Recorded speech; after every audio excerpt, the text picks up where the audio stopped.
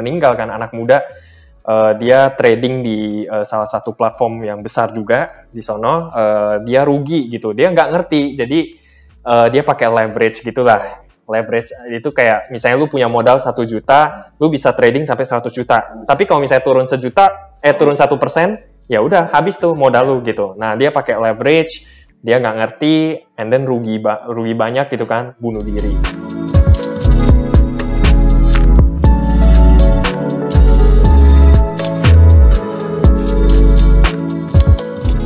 Gitu. Kemudian di Korea Selatan kalau nggak salah gue lihat beritanya ada juga yang bunuh diri. Kalau nggak salah ada yang masuk ke tungku api gitu ya, ekstrim sih cara bunuh dirinya. Tapi itulah yang terjadi, orang-orang bunuh diri karena memang ya nggak sanggup untuk menerima itu gitu. Kadang kita heran, kebanyakan orang-orang yang saya tahu nih, kebanyakan orang itu ikutin tren. Sekarang orang lagi hype saham kayak kemarin, semua orang ikut masuk saham tanpa pelajari saham. Setelah kayak kemarin yang naik gila-gilaan, ada saham nyangkut, yang disalahin saham. Iya, bukan disalahin orangnya nih. Orangnya sendiri nggak pelajari dulu nih. Benar.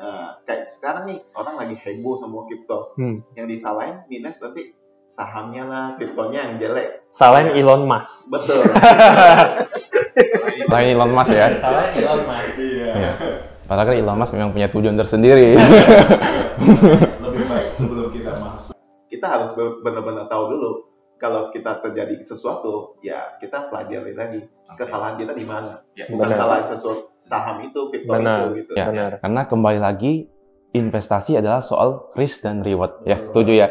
Karena ada risiko yang harus kita terima, ada juga reward yang bisa kita terima kan. Nah, kembali lagi teman-teman minimal harus tahu dulu instrumen ini risikonya berapa besar nih yang bisa kita ini. Kalau kita taruh nih uangnya, risikonya berapa besar? Pasti risikonya ya kalau teman-teman taruh 100 juta, risiko paling maksimal ya 100 juta gitu. Benar. Tapi reward yang bisa kita terima bisa berapa besar gitu. Nah, dari itu worth it nggak kita invest di instrumen ini?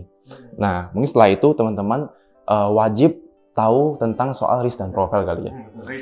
Terkadang ini contohnya ya, ada orang misalnya Roma ikut saya, misalnya ya, Roma ikut saya beli saham mungkin lebih ke atau kripto lah, saham atau kripto, saham kita bilang saham ya, saham second liner. Mungkin saham second liner ini kan pergerakannya lebih fluktuatif ya, turunnya bisa turun lebih tajam, naiknya bisa lebih tajam. Tapi Roma ikut saya karena percaya saya, mungkin kan teman saya, tapi dia nggak kuat sebenarnya, nggak kuat secara mental ngerasain turunnya gitu.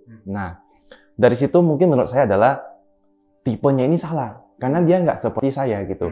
Saya yakin tiap orang itu pasti risk dan profilnya beda-beda. Gue lumayan yakin kita aja bisa beda nih. Beda, pasti beda kan.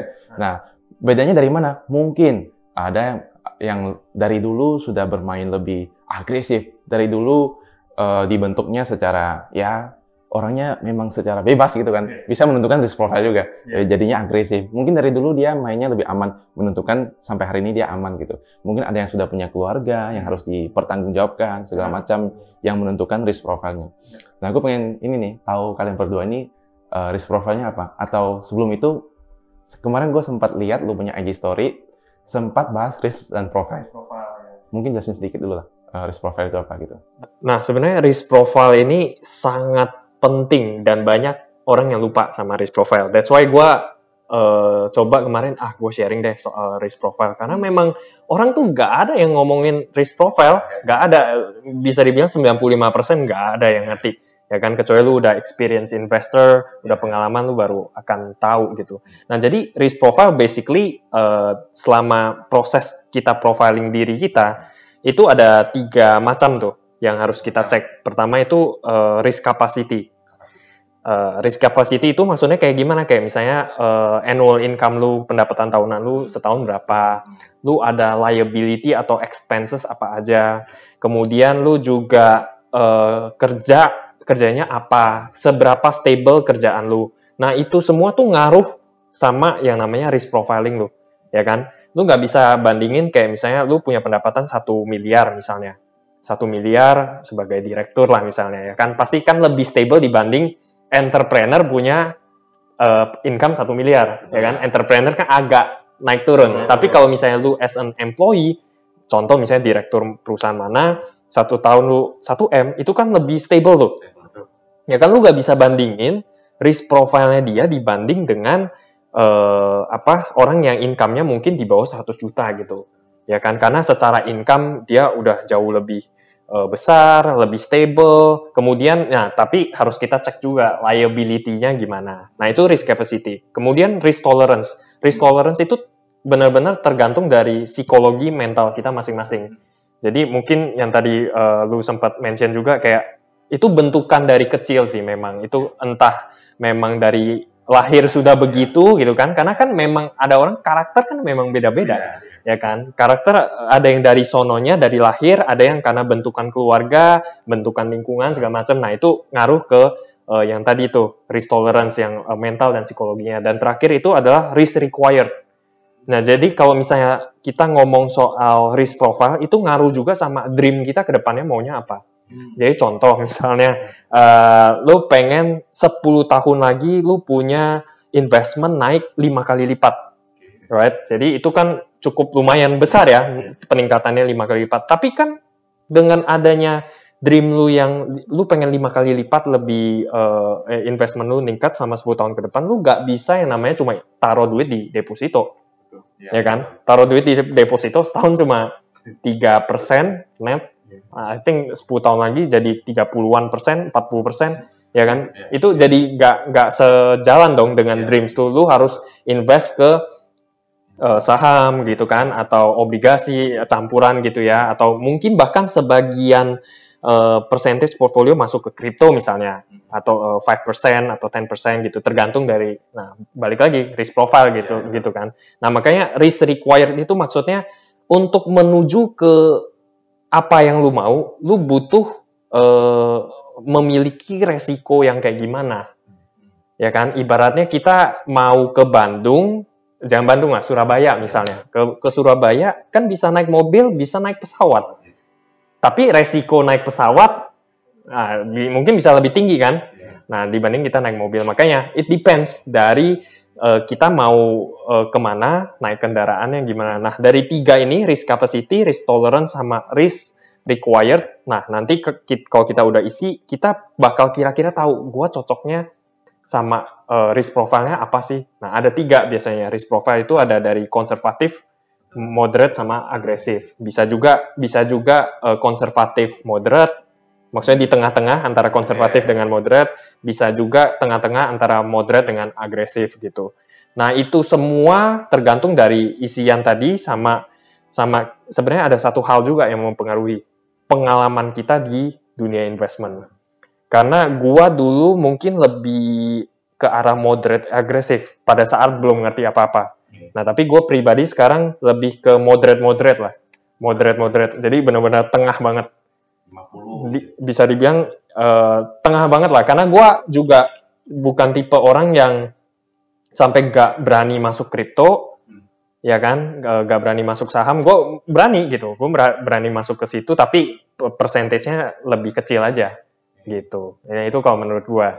Cukup detail ya dari si Roma ini tentang risk tolerance, capacity, dan risk required. Nah, itu teman-teman nanti boleh coba cek IG-nya, highlight-nya si Roma ya, buat nentuin gitu. Kalau si Tony gimana, Tom? Kalau ngomongin tipe investor, saya ya tipe investor yang agak agresif. Iya, agak agresif. Saya ya fokusnya kalau misalnya saya di pasar saham, misalnya ya fokus ada orang yang beli sampai 10 saham, sampai 20 saham. Kalau saya sendiri ya bisa fokus ya 1-2 saham udah cukup menurut saya. Nah, kalau dibagi, kalau ngomongin portfolio nih 100%. Nah, berapa persen nih? 70% saya bisa naruh di saham, 10% saya bisa simpan di cryptocurrency, 20% saya bisa invest di kayak equity crowdfunding di platform kayak gitu, ikut bisnis patungan. Nah, ini tergantung setiap orang sih. Saya tidak menyarankan semua orang harus ikut sama saya. Kita harus cocokin dulu. Ya, kita cocok yang mana nih? Nah, kalau saya merasa, saya udah nyaman nih di sini. Nah, dan selama praktek saya juga, jalannya benar gitu. Ya, fokusnya ya saya teruskan aja. Benar. Gue percaya banget dia agresif karena gue lihat portfolionya, waduh ini berani gitu ya. Sangat all in gitu ya. Kalau Iya. Kalau dulu ya, pas baru mulai ikut Putra, ikut Tony, jujur saya karena ikut ya lingkungan memang mempengaruhi. Saya agresif. Kenapa agresif? Mungkin dari begini kali. Background saya ya, karena saya juga ingin cepat. Siapa sih yang nggak mau cepat kaya gitu kan? Semua juga mau cepat. Saya juga sangat cepat. Saya ingin mau cepat, jadi saya sangat agresif. Saya ikut Bro Tony, Bro Putra. Ketika invest, saya ambil memang resiko yang lebih tinggi. Kalau di saham ya ada yang namanya saham second liner ya, yang memang resikonya lebih tinggi. Saham gorengan enggak ya? Saham gorengan enggak.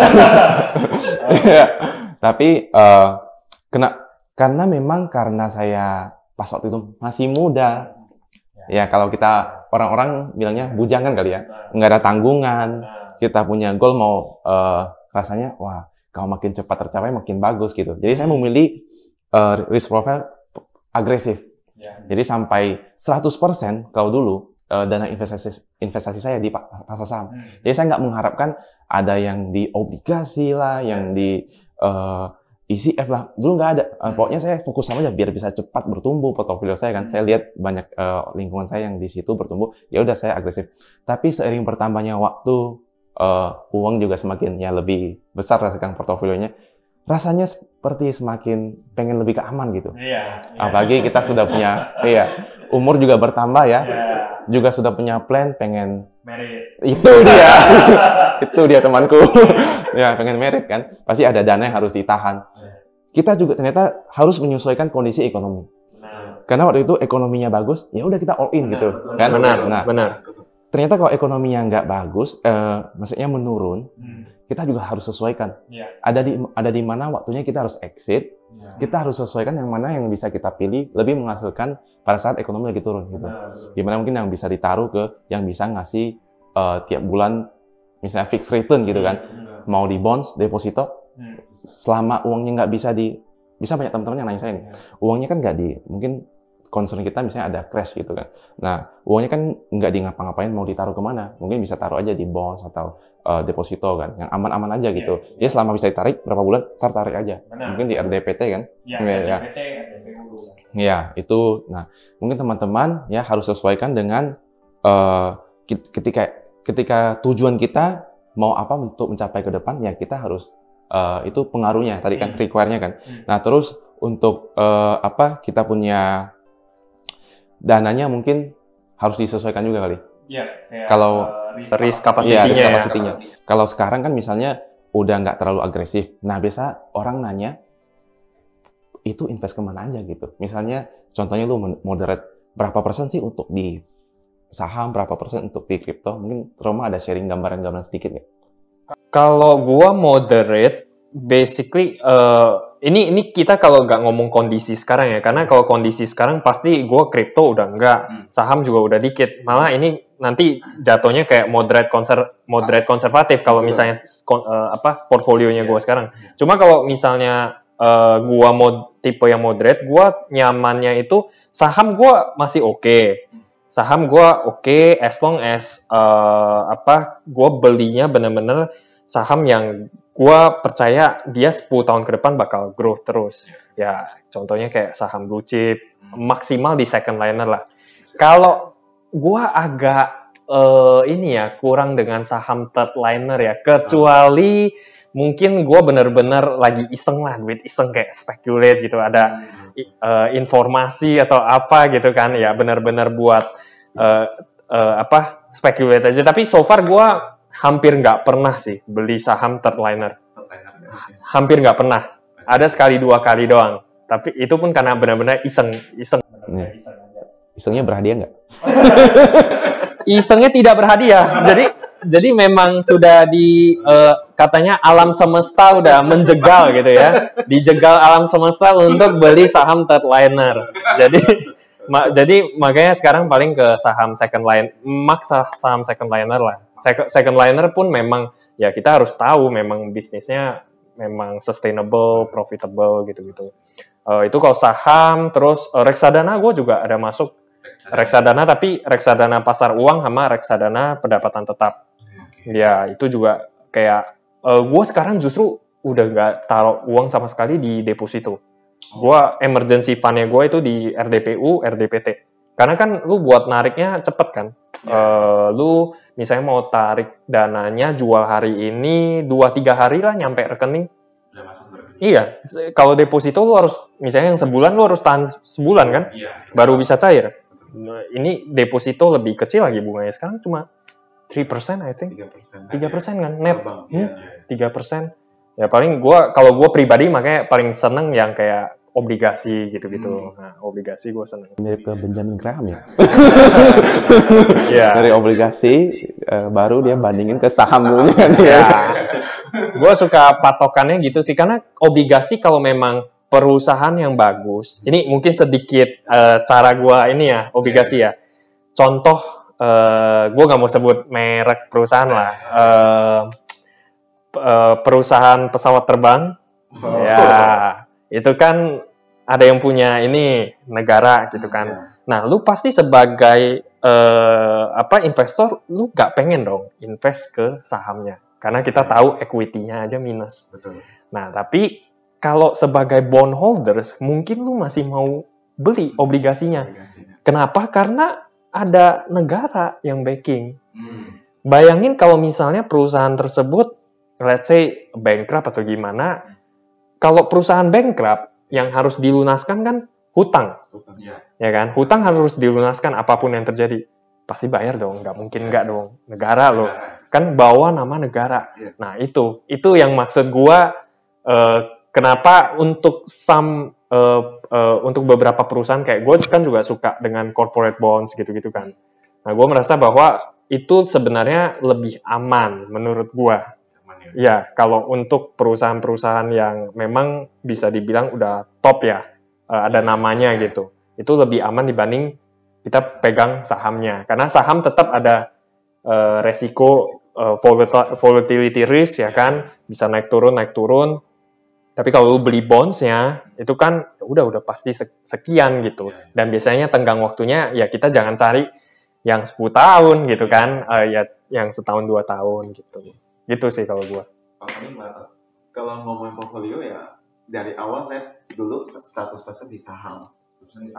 Karena saya pertama kali ya kenalnya saham, di sana saya bisa menghasilkan. Nah, kalau nyaman lah, orang bilang, saya nggak cari instrumen kayak Bang Roma nih. Bang Roma kan ini. Instrumennya banyak nih. Ada taruh di, kalau ibarat telurnya di mana-mana nih. Kalau saya telurnya dulu cuma di satu. Cuma berjalan waktu ya saya coba masuk ke crypto 10%. Nah, tunggu turun lagi saya akan coba masuk. Saya akan alokasi 10%. Dan 20% saya akan invest kayak bisnis patungan. Nah, di equity crowdfunding lah. Gue juga ada masuk. Nah, bisnisnya kos-kosan, restoran. Tergantung bisnisnya. Kalau menurut saya bagus, saya akan masuk ke sana. Kalau ngomongin saham kan ada dua ini kan, dari dividen sama kita ambil capital gain. Kalau ngomongin invest crypto kan tergantung jangka waktu. Kalau yang ngomongin di equity crowdfunding itu lebih ke saya cari cash flow. Itu cash flow kan bisa 3 bulan, 6 bulan. Nah, makanya saya dipecah di 3 macam itu. Berarti ada, kalau si Roma tadi ada dibagi dengan bonds dan saham ya, Rom ya? Oh ya, bonds, saham, reksadana, kripto juga ada, cuma dikit, sama ada juga sebagian di inilah ECF, equity crowdfunding bisnis. Nah, kalau si Tony kan tadi ada saham, ECF dan kripto ya, kalau memang kondisinya ini ya. Ya, kalau gue sih sama juga sih. Satu ini, kalau tetap karena gue dari awalnya saham, memang menurut gue seperti yang Pak Lo bilang, saham is the best choice ya. Memang kita bisa lihat karena performance-nya si IHSG ini selama 20-an tahun terakhir, di setahun kan aja bisa belasan persen kan. Apalagi lu beli sahamnya gitu. Contoh beli saham yang aman-aman aja gitu. Bank gitu kan. 10 tahun terakhir aja kenaikannya bisa berapa puluh, mungkin hampir 10 kali lipat. Contohnya BBRI ya. Dividennya aja udah bisa membayar modal kita sampai berapa kali lipat gitu. Nah, itu makanya instrumen yang menurut saya yang paling bagus ya, maksudnya sampai membesarkan saya ini saham. Jadi saya tetap saham, yang mungkin kripto mungkin saya 5-10% lah, coba-coba. Cuman itu untuk kondisi normal gitu. Kalau kondisinya memang ada something yang berbeda, ya kita harus sesuaikan dengan kondisinya gitu ya. Nah, dari itu untuk teman-teman bisa, mungkin ini hanya sebatas sharing dari pengalaman kita gitu. Tapi bisa juga mungkin sebagai pembelajaran lah ya buat teman-teman yang baru mulai, karena teman-teman banyak yang nanya ke saya dan si Tony dan Roma juga, supaya teman-teman punya gambaran gitu. Jadi punya mindsetnya nggak cuma mikir cuannya aja gitu, terus ikut-ikut orang. Minimal teman-teman pelajari, lakukan research sendiri supaya nggak bingung gitu ya. Nah ini mungkin satu dua pertanyaan lagi kali. Siap. Biasa kalau beli saham itu sistemnya pakai apa?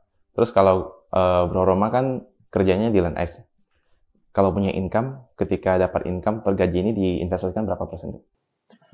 Gua kalau misalnya dapat income full 100% invest. Karena kan kalau lu invest ke let's say yang RDPU atau RDPT kan liquid juga. Nah, cuma ada intinya gini, gua invest ke something yang kalau sekarang kan posisinya gua nggak comfort untuk masuk banyak ke saham dan kripto ya. You guys tahu lah secara makroekonomi menurut gua pribadi timingnya belum pas. Jadi gua juga nggak nyaman karena kan gini, kita ngomong Indonesia oke, let's say misalnya ekonominya udah mulai membaik gitu kan. Cuma mau kayak gimana pun IHSG kita kan ngikutin dengan indeks US. Ya kan US itu menurut gua udah sangat overvalue banget. Kayak sangat tidak sebanding dengan kondisi ekonomi di sana.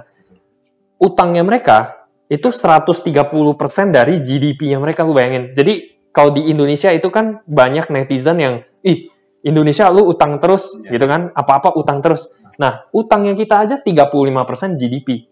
Lu bayangin Amerika yang top country di dunia itu, debt-nya mereka itu 130% kalau nggak salah, 130% something dari GDP-nya. Makanya menurut gua, dan ada beberapa beberapa indikasi bahwa secara ekonomi memang sudah mulai berjalan, tapi kayak ditahan gitu loh, karena stimulus juga cetak terus kan. Nah, jadi memang sengaja ditahan, cuma kita nggak tahu dia meledaknya kapan. Nah, itu yang membuat gue, kayaknya gue nggak comfort aja.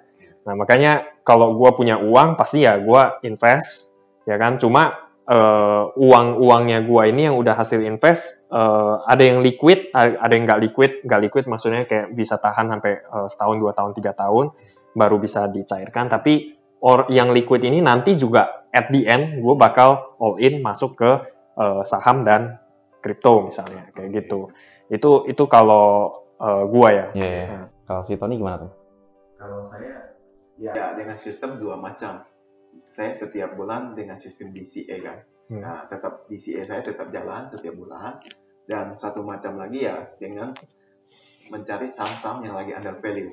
Nah, dengan secara under value itu dengan sistemnya ya saya nggak langsung masuk ambil, dengan sistem cicil juga. Harganya memang masih di bawah hitungan saya akan masuk. Nah, saya akan tahan. Kalau udah capai value ya saya lepas kayak gitu. Kalau untuk yang DCA ya saya simpan untuk 5-10 tahun ke depan.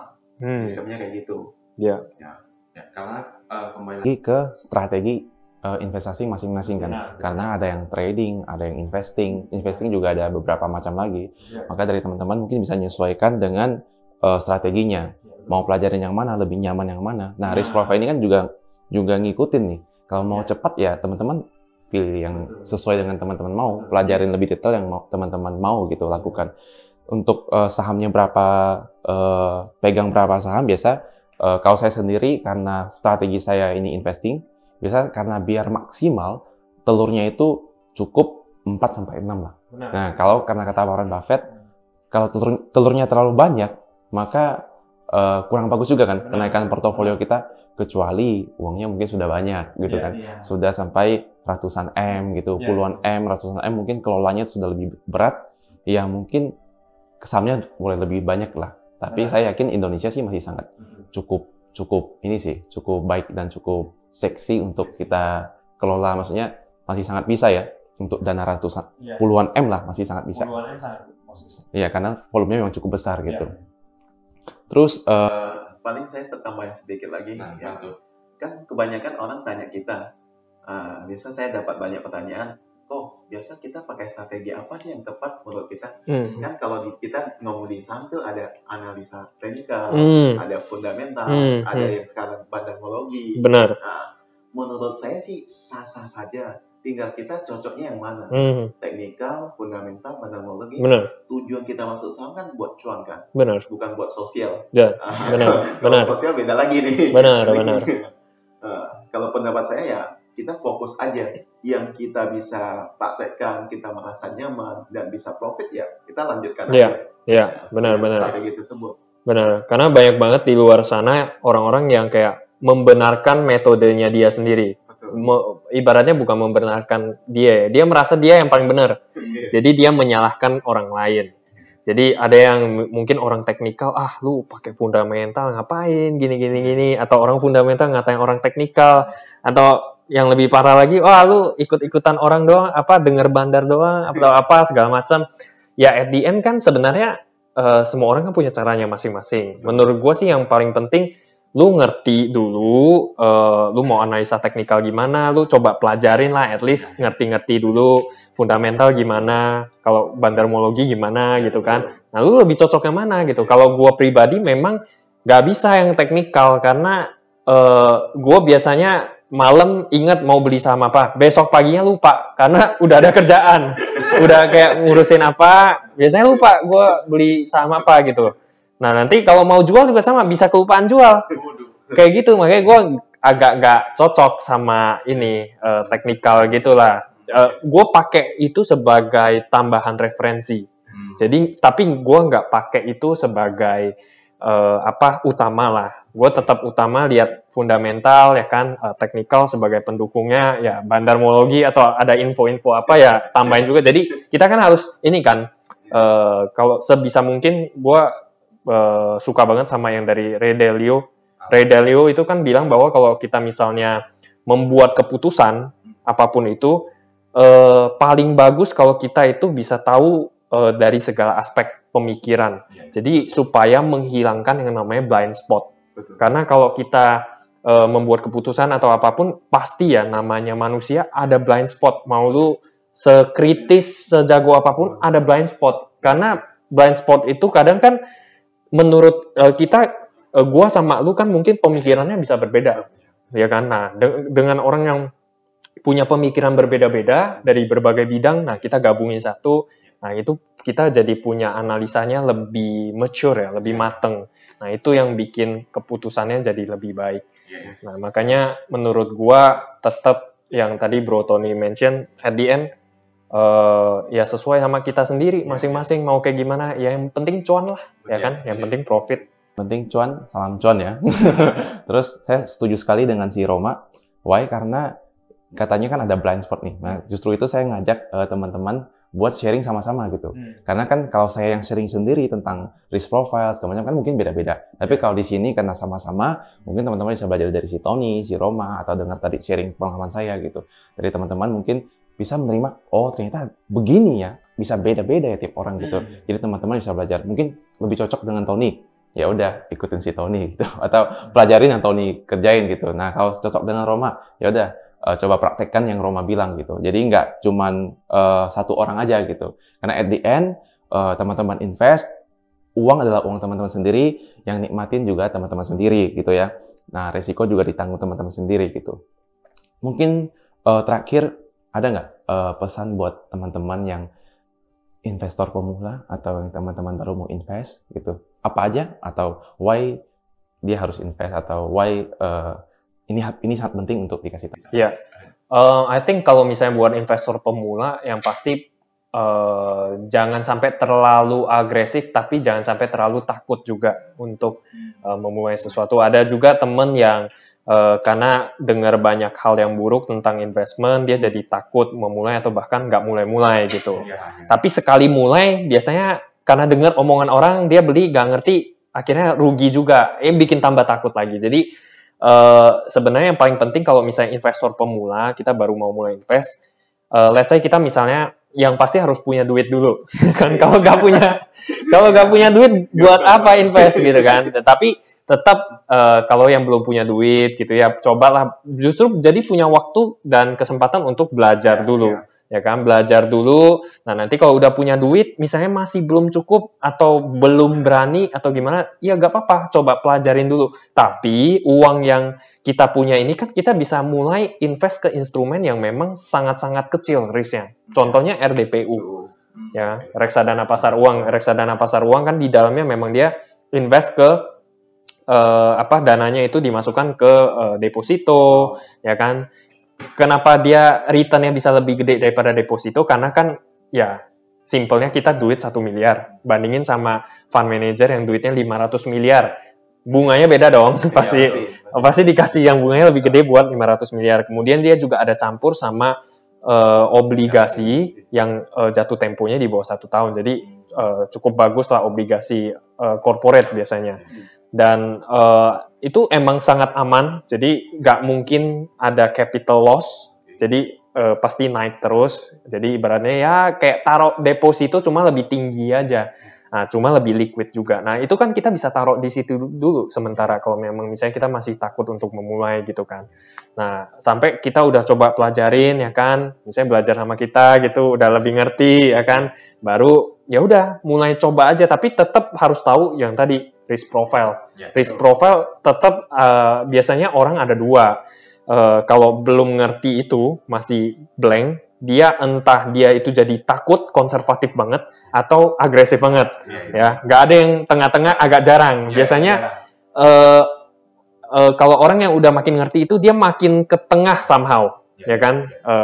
Ya agak makin ke tengah, atau bisa juga dia agak ke agresif dikit lah, moderate agresif, biasanya tergantung orang. Nah tapi balik lagi harus tahu risk profile-nya kayak gimana. Kemudian udah tahu risk profile, nah baru kita invest sesuai. Yang paling penting money management. Betul, itu yang paling penting. Money management, udah tahu risk profile, money management kita berapa persen. Oh satu lagi orang paling suka lupa sama emergency fund. Emergency fund ya. Jadi kayak misalnya gue punya income, gue full invest karena gue emergency fund-nya udah aman. Gitu. Jadi orang biasanya itu lupa emergency fund, nggak ada dana yang buat dia bisa pakai pada saat emergency, semuanya diinvest gitu kan. Ya itu tadi misalnya pas lagi ada hal mendadak apa, something bad happen, dia tarik semua investmentnya aja. Ya kalau untung bagus, kalau rugi kan jadi sayang kan gitu. Kalau proteksi diri menurut lu penting nggak? Insurance. Insurance itu mungkin kita harus panggil teman kita yang satu lagi, yang expert. Ya, Master Johnny. Ya. Tapi kalau gua pribadi sih saat ini gua memang belum. Tapi pasti butuh, karena misalnya gue sih kepikirannya nanti kalau misalnya emang udah punya family gitu kan, gue udah pasti beli insurance. Tapi secara nggak sengaja kan sekarang lu udah ada ini kan, BPJS. Oh ya itu ada. Itu tapi ya kita nggak terlalu ngandelin lah. Sorry. Ya, mungkin Tony ada sedikit ini nggak pesan atau apa yang mau disampaikan? Oke. Kalau untuk pesan saya sih semakin muda kita mulai ya semakin bagus ya. Ya. Pertama ya kita untuk memulai ya harus dengan konsisten alokasi lah. Setiap kalau kita punya kerja, dapat uang jajan misalnya, kita konsisten aja dari kecil, dari 5%, 10%, pelan-pelan naik. Nah, itu ya kita butuh. Kalau kita udah konsisten lakuin, pasti hasilnya saya merasa pasti akan yang kita dapat selama invest itu akan lumayan buat kita sendiri. Benar sekali.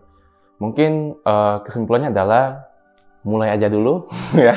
Hashtagnya Tokopedia, tapi sekarang udah diganti karena dia udah merger ya. Jadi selalu ada, selalu bisa. Selalu bisa. Mantap ya. Ya kesimpulannya mulai aja dulu. Terus yang kedua money management yang paling penting. Jadi kita amit-amit kalau ada something happen, kalau kita memang pakai uang dingin nggak masalah. Yang ketiga, risk dan profile. Karena investasi ini adalah soal risk dan profile, nggak bisa jauh. Karena memang hukum investasi itu kan. Nah, teman-teman harus ketahui dulu sebelum mulai risk profile teman-teman ini apa. Supaya nggak salah dalam ketika udah mulai nggak masuk lubang gitu. Karena kita udah tahu banyak yang masuk lubang. Nah, kita pelajari orang yang masuk lubang itu gitu supaya nggak masuk lubang yang sama ya. Iya ya. Nah, mungkin itu saja ya, Bro. Roma dan Tony, thank you ya. Mungkin yang cuma teman-teman dapatkan air minum aja. Nah, semoga kalau videonya tembus 200 like aja lah, 200 like. Mungkin saya akan lanjutkan Tommy and Friends ngobrol dengan Tony dan Roma lagi, atau teman-teman yang lain, yang teman-teman saya yang juga invest di berbagai instrumen yang memang lumayan ekspor ya. Saya ngundang buat ngobrol santai supaya ada insight baru atau update baru ke teman-teman semua gitu. Oke, itu aja. Semoga bermanfaat. Saya ucapkan salam tambah sehat, tambah cuan. Bye-bye.